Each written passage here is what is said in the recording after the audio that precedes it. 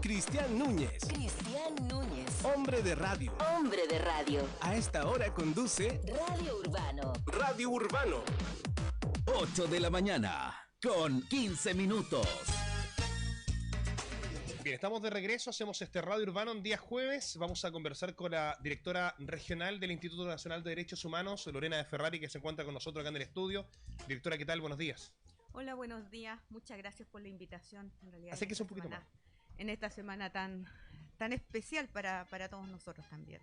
Esta semana y la próxima, que nosotros estamos con actividades por las mismas razones y la intervención que tuvimos nosotros en todo el proceso de la crisis social que se vive en el país. Claro, casi ya al cumplirse los próximos días, los 3 años del estallido social, con muchos casos de derechos humanos, donde hay casos pendientes en todo el país, pero aquí en la región también hay muchos casos pendientes de justicia. Hablamos de al menos 9 o 10 casos de personas que tuvieron alguna lesión ocular, pérdida de la visión por participar en manifestaciones y donde hubo agentes del Estado u otros que participaron en esto y donde hasta ahora no sabemos de mucha justicia, directora. Sí, es lamentable. Nosotros recibimos más de 200 casos de personas que habían sido afectados de una u otra manera. No, esos 200 casos no se pueden, o más de 200 casos no se pueden traducir todos en querella, porque mucha gente no quería tampoco presentar querella, o bien esas querellas no nos correspondían a nuestra competencia. Nuestra competencia es clara según la ley y son torturas y apremios ilegítimos, vejaciones injustas. O sea, una querella por lesiones no podríamos presentarlas. Entonces, por eso que se hace esta diferencia entre los casos que nos llegaron y cuántas querellas presentamos. Y de esas querellas, 9 se presentaron por traumas oculares, efectivamente. 9 en la región. En la región. Y de esas, decíamos fuera del micrófono, ¿están judicializadas, formalizadas? ¿Hay personas cumpliendo condena o algo o no? No, son querellas presentadas.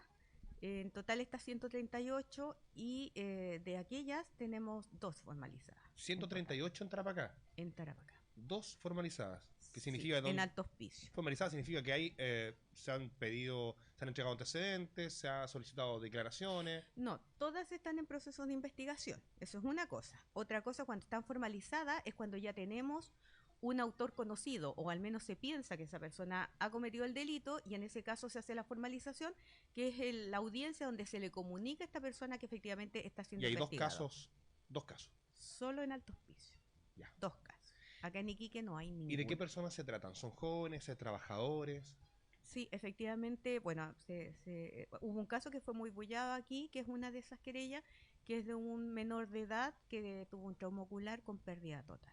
Y la otra persona es un trabajador joven.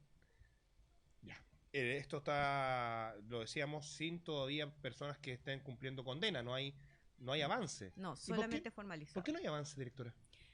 Gran problema. Yo haría una distinción entre lo que es Iquique y Alto Hospicio. La gran mayoría de nuestras querellas son de acá de Iquique y lamentablemente desde la Fiscalía no hubo una mirada hacia estas causas como violaciones de derechos humanos. Se empezó la investigación como si le hizo un robo.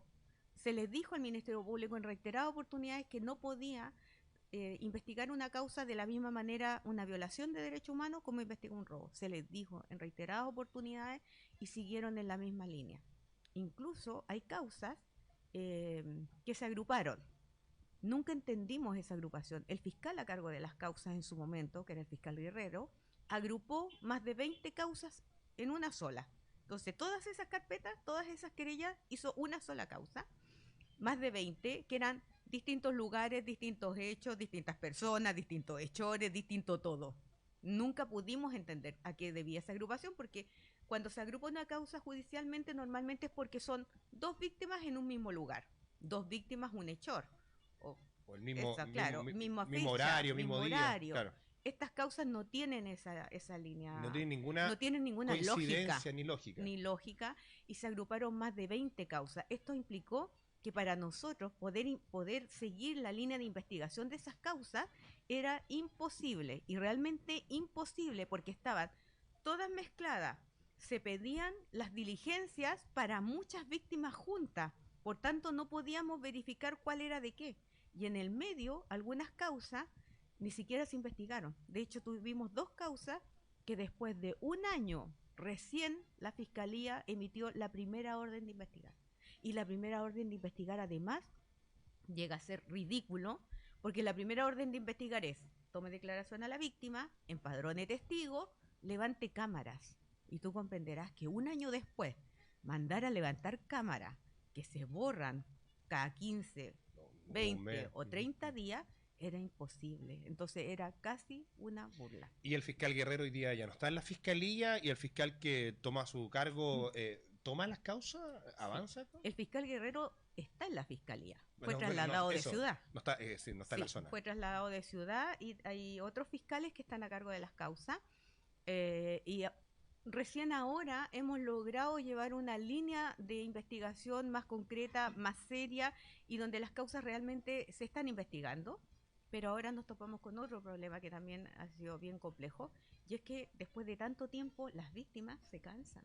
Las víctimas se cansan y se decepcionan de un sistema que no fue capaz de efectivamente poder investigar de manera, digamos, efectiva y rápida una violación de derechos humanos, porque acá no estamos hablando de cualquier delito. No, claro. Además, hay una situación, para que se entienda también en la conversación, que quienes, por ejemplo, el caso de Fabiola Campillay, que es una mujer trabajadora que está saliendo de su casa y se encuentra con un disparo que le llega en la cara, en el rostro, y le cambia la vida para siempre.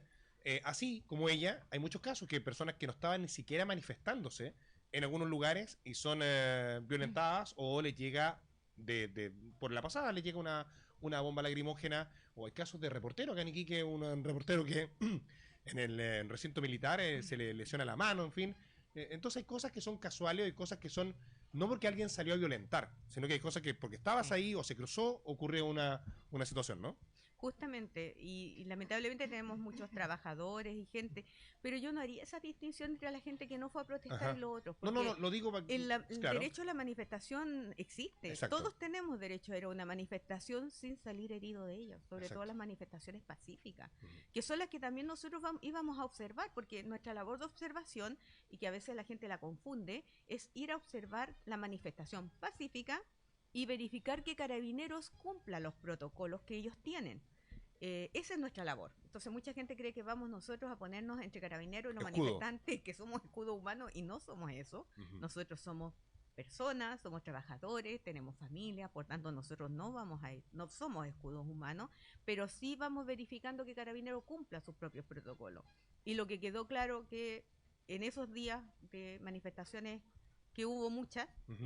Carabineros no cumplía sus protocolos, y eso se ha visto en el juicio de Fabiola Campillay, en el juicio que se hizo por Gustavo Gatica, que son otros juicios que se han hecho fuera, porque aquí no. Ahora, yo sí hago la distinción entre las investigaciones que se han hecho por la Fiscalía de Alto Hospicio, a diferencia con la Fiscalía, porque en Alto Hospicio sí son los dos, de hecho son las 2 personas que tenemos formalizadas, y donde sí han avanzado algunas de las causas que han Ya, sido la con más Fiscalía de Alto probabilidad. Piso ha sido más proactiva, o fue más proactiva en su momento. Desde el primer día, desde el día 1, la Fiscalía de Alto Recabando pruebas. Hospicio recabó las pruebas y comenzó una investigación. En realidad, yo creo que ahí hubo una mirada diferente de los fiscales, que hubo fiscales que criminalizaron la protesta social y entendieron que todas las víctimas eran unos delincuentes. Y Ujú. no, eso no ocurrió con la Fiscalía de Alto Hospicio. La Fiscalía de Alto Hospicio se ciñó a que ellos tenían que investigar si se había cometido o no un delito. Ese era su trabajo. Mm. No calificar quiénes eran las víctimas, como ocurrió en otros casos. No prejuzgar. Claro, y no solamente aquí en una fiscalía, sino en muchos lugares se prejuzgó, y se entendió que todas las personas, o gran parte de las personas que estaban en esas manifestaciones, eran todos delincuentes. Conversamos con la directora regional del Instituto Nacional de Derechos Humanos, Lorena de Ferrari. Yo siempre hago el ejercicio de educación cívica, porque falta educación cívica en el país, la gente confunde una institución con otra, o cree que alguna hace una cosa u otra, y a ver si nos cuenta qué es el INDH, qué tiene que hacer, cuál es la labor que hace el INDH. La labor del instituto es promoción y protección de los derechos humanos de todas las personas que habitan el territorio nacional. Por eso mucha gente dice, no, pero si el instituto solo defiende a los delincuentes o solo defiende a los migrantes. No, es para toda la gente. Lamentablemente existen los grupos de mayor vulnerabilidad, como los migrantes, las personas privadas de libertad, los niños, niñas y adolescentes, los adultos mayores, que son grupos que lamentablemente esas personas tienen mayor probabilidad de alguna manera de ser vulnerados sus derechos. Y es por eso que nosotros atendemos priorizamos de alguna manera a estos grupos de especial protección, pero no significa que solo a ellos nosotros debamos proteger y promover los derechos humanos. De hecho, nosotros hoy en día estamos haciendo mucho trabajo en colegios con niños, niñas y adolescentes para que sean los niños también quienes conozcan los derechos humanos y sepan lo importante que son, sepan cuáles son esos derechos, como el derecho a la manifestación del que estábamos hablando. Esos son los derechos más importantes dentro de la legislación internacional. Nacional e internacional. Exactamente. Y por tanto, también hay otra confusión. Mucha gente confunde lo que es un derecho humano. La gente que Además, se confunde eso. Y hay confunde una mucho. mala información y a veces uno le sorprende que quienes tienen a veces un cargo confunden lo que cuando se habla de derechos humanos. Sí, lo que pasa es que cuando hablamos de derechos humanos es muy amplio. Claro. Y además, por ejemplo, ¿quién podría decir que el derecho a la vida no es un derecho humano? Ujú. El punto es que la competencia del Instituto de Derechos Humanos está muy ligada al quehacer del Estado. ¿Qué quiere decir esto? Que son los funcionarios públicos quienes podemos vulnerar los derechos humanos. Entonces, cuando una persona mata a otro, lo que tenemos es un homicidio común. Claro. Un homicidio agravado, como quiera decirlo, Exacto. pero eso no Un crimen. entra en la línea de derechos humanos porque tenemos una Legislación penal. legislación penal nacional que es el que ve esos casos. Entonces las personas piensan que todo es derecho humano y no, es cuando un agente del Estado vulnera los derechos de una persona. Que una persona común y corriente mate a un carabinero como el sujeto que lo hizo en San Antonio, eso no es una violación de derechos humanos, es un crimen. Eso es un crimen. Y se tiene que juzgar conforme a la legislación penal de Chile. Al revés, si un carabinero en su ejercicio de servicio ejerce fuerza mayor, de cualquier forma, contra una persona, eso sí es una violación de derechos humanos porque hablamos de agentes del Estado que tienen la potestad del uso de las armas. Justamente, y siempre y cuando el carabinero esté en función pública. Ujú. Si el carabinero está como civil, tampoco sería derecho humano. Claro, Es cuando está ahí en cambia. función pública y es porque el Estado, y es por lo mismo que Y nace así el es derecho penal. en Chile y a nivel internacional. Claro, y es por lo que nace el derecho penal, porque Claro. el Estado tiene la potestad de incluso matar a una persona. Entonces tenemos que tener mayores posibilidades de proteger a las personas. Y es por eso que esta carga que puede verse mayor, si uno lo ve en este caso Ujú. muy lamentable del carabinero que falleció, y que tampoco nosotros queremos ver carabineros fallecidos ni nadie, pero lamentablemente necesitamos mayor protección para estas personas porque los carabineros tienen protección de alguna manera. Este caso fue lamentable, fue terrible, pero cuando a un carabinero le ocurre algo, ellos tienen una institución atrás que lo respalda. La persona que está sola, sea en una manifestación, sea en una detención, está sola. Y es por eso que el Estado debe promover esta protección mayoritaria. La conversamos con Lorena de Ferrari, directora regional del Instituto Nacional de Derechos Humanos. Están 138 querellas entonces desde la época del estallido hasta la fecha. 2 formalizadas. Hay 9 casos de personas que perdieron los ojos acá en la región de Tarapacá, que perdieron la vista, fueron dañados por agentes del Estado.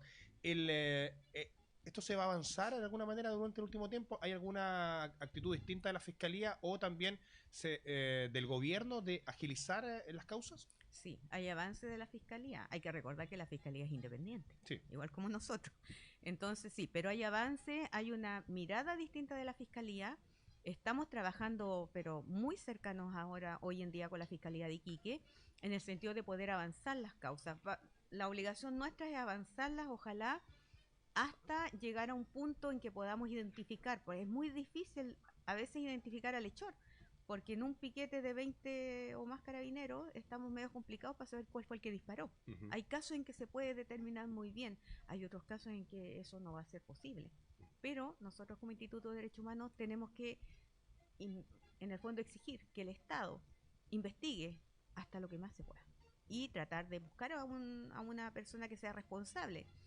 Si eso no se puede, nosotros habremos hecho todo lo posible, pero esa es nuestra línea de trabajo. Tal como en los días del golpe militar, verdad y justicia, ¿no? Para aquellas personas Sí. que sufrieron estas violaciones de derechos humanos. Directora, le cambio de tema completamente, pero tiene que ver justamente con nuestra región, que es la región más golpeada por el fenómeno migratorio y esta diáspora venezolana que continúa ingresando por pasos no habilitados al territorio nacional. Ustedes también, en la calidad que les compete, deben velar justamente por los derechos humanos de las personas, independiente de su condición. ¿Y cómo está aquella situación hoy día en comparación a meses anteriores en la frontera? Está bastante más controlada. Nosotros concurrimos la semana pasada, el día jueves. Ujú, Fuimos a la frontera a verificar nuevamente, vamos por lo menos una vez a la semana. Si ujú. hay alguna urgencia, vamos más. Eh, Estaban entrando en un promedio entre 20 y 30 personas diarias que llegaban al refugio, porque hay un refugio en Colchane. Y eso es una tremenda diferencia con hace unos meses donde estaban 300 o 400 diarios. O sea, Y dormían en cualquier lugar. ha bajado bastante el flujo, y estas personas que están entrando ahora, antes como eran muchas, quedaban durmiendo en Colchane, dormían en cualquier lugar, estaban en situación de calle con niños, donde no tenían ni siquiera que comer los niños. Hoy en día hay un refugio que los acoge. No están pasando la noche ahí porque los están trasladando durante el día aquí al otro refugio de Lobito. Y yo entiendo que hay mucha molestia a la gente que dicen que deberían devolverlos y todo. Pero tenemos una legislación que cumplir y mientras esa legislación no se cambie, se tiene que cumplir, es lo que nosotros exigimos. Y en estos casos, Bolivia no acepta la reconducción de personas que no sean bolivianas.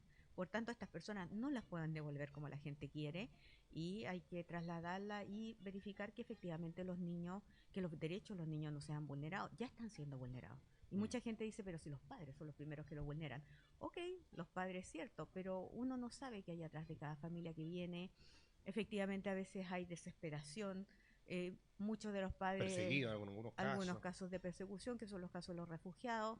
Hay otros que no tienen alternativa, o se mueren en Venezuela de hambre, o se mueren en el camino, o se mueren aquí, daba lo mismo. Y se lanzaron al camino de esa manera. Y todo podemos buscar todas las responsabilidades que queramos, los padres, pero en el fondo son los niños los que no tienen que vivir Claro, eso. puede uno ser crítico contra el gobierno de Venezuela, contra el gobierno de acá, contra el gobierno de allá, lo que sea, pero hay niños en medio y en el caso de los niños también, directora, hay muchos niños que están llegando solos a la frontera. Y ese caso lo está llevando el juzgado de familia en Iquique. Entiendo que hay una jueza que está a cargo de todos estos casos, jueza Olga María Olga Troncos. María Olga Troncoso. ¿Y esto ha aumentado? ¿Qué se sabe de eso? Sí, efectivamente. Bueno, ahora como ha bajado el flujo, han bajado también la cantidad. Son adolescentes, Sí. 16, 17 años que efectivamente han llegado solos. Hay otros que han llegado con pareja. Hay muchas mujeres y niños en Venezuela que tienen parejas mayores de edad, y que vienen con sus parejas, con sus hijos. Tienen 16 años, pero ellos ya tienen hijos. Ya vienen vulnerados. Entonces ellos ya vienen en una situación, entonces no es que lleguen solos, a veces llegan sin su madre, sin su padre, pero llegaron con su familia, hicieron familia a lo mejor más temprano. Pero es que acá en Chile hay una mirada diferente de la niñez también, y eso también tenemos que hacernos cargo. Estos niños muchas veces que vemos en las calles vendiendo dulces en los autos son niños que en Venezuela también trabajaban.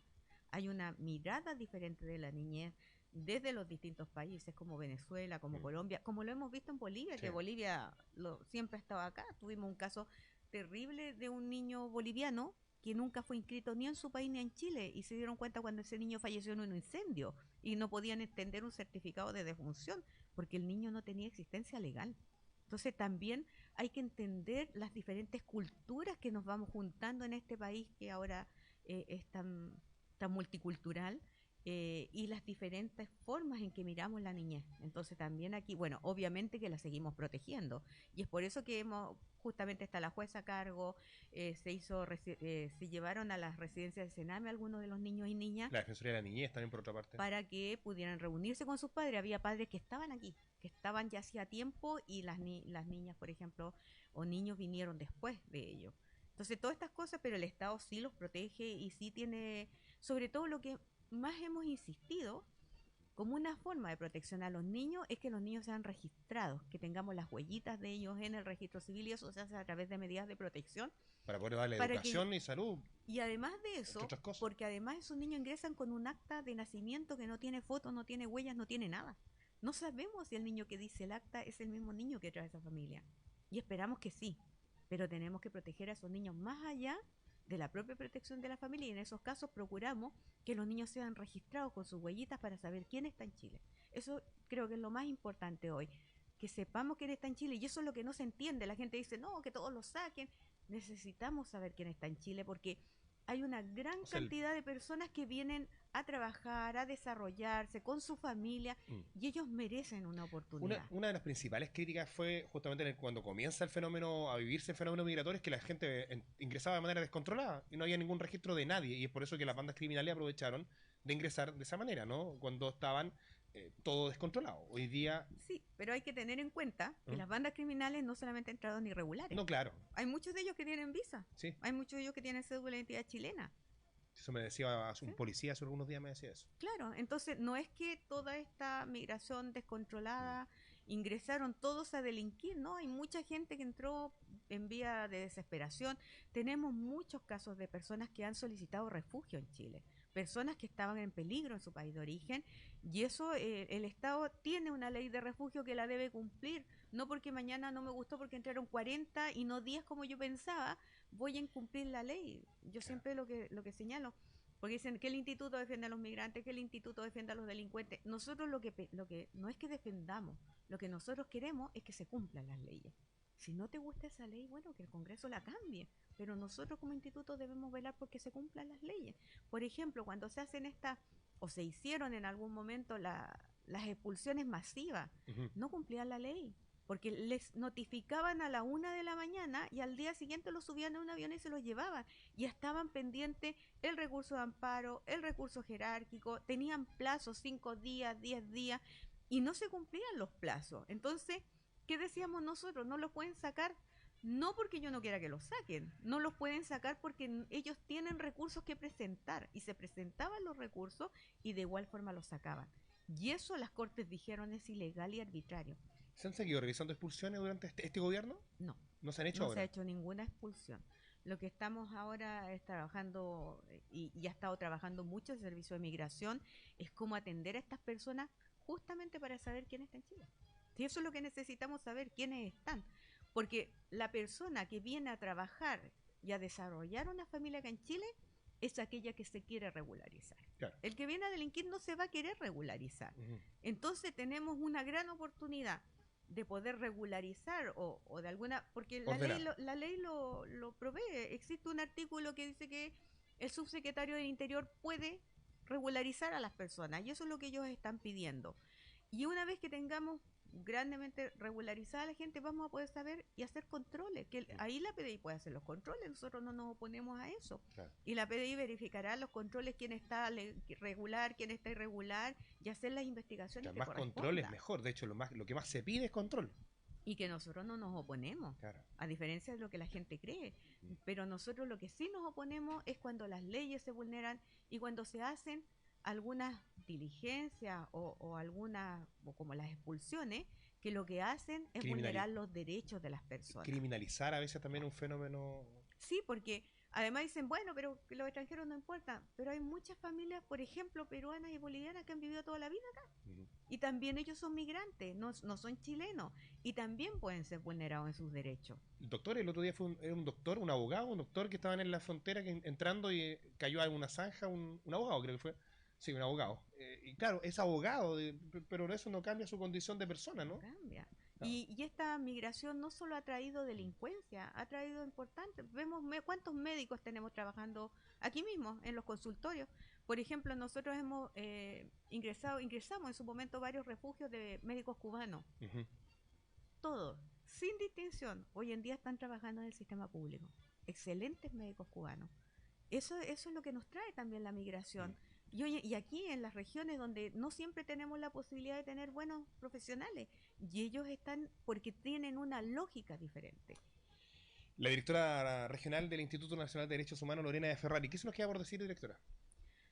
Nos queda por decir que nos queda harto que hacer. Que sabemos que nos falta justicia, y que dicen que cuando la justicia tarda no es justicia. Y también nosotros lo creemos. Pero no hemos bajado los brazos, hemos seguido cada día luchando por las causas, no solo del estallido social, sino porque se respeten los derechos humanos en la región y en el país a nivel nacional. Y esperamos que la gente vaya entendiendo cada día mejor lo que son los derechos humanos, para no verlo en esta dicotomía. El otro Confusión. Es el que molesta, el otro es el que no quiero, el otro me estorba, el otro no sirve. Y todos podemos estar en el lado de ser vulnerados de nuestros derechos humanos. Todos, Todos. lo vivimos. En lo algún vivimos momento mucho. puede pasar. Sí, fíjate que para el 18 de octubre nosotros hacíamos muchas visitas a comisaría y había gente que estaba detenida y decía, pero si me tratan como un delincuente. Es que a nadie deben tratarlo mal.